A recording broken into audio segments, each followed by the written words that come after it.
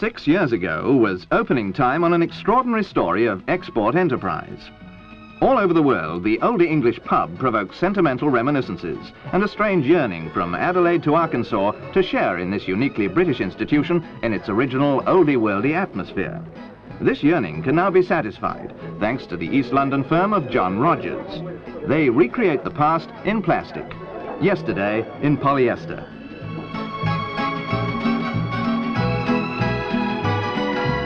Somewhat lighter in weight than the original, a plastic fireplace, like the rest of the reproduction pub, can be air freighted at very reasonable rates. Hence the success of a recent commission, which I'll tell you about later.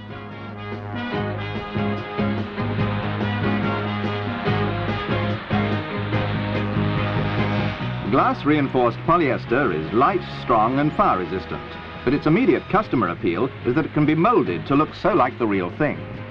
John Rogers developed a fiberglass moulding technique that faithfully reproduces the texture of old stone and brickwork, the grain and knot holes of old timber, even the woodworm holes.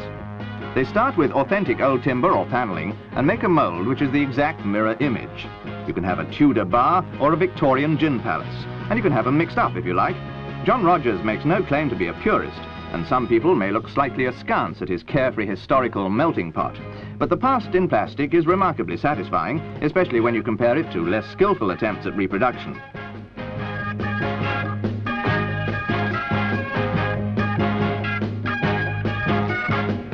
Last April, Calgary in Canada was seeking an authentic old pub as part of a town planning project.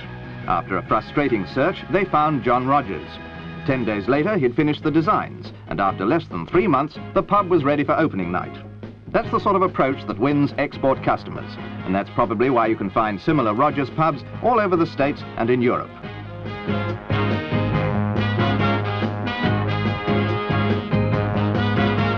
Looking at some of the pewter reproductions, we discovered that John Rogers is himself a trained pewter craftsman, and his family have been in the business for at least 300 years.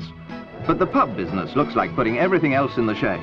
For instance, a recent order could result in a chain of another 500 or so around America. Here's to it then, woodworm without tears.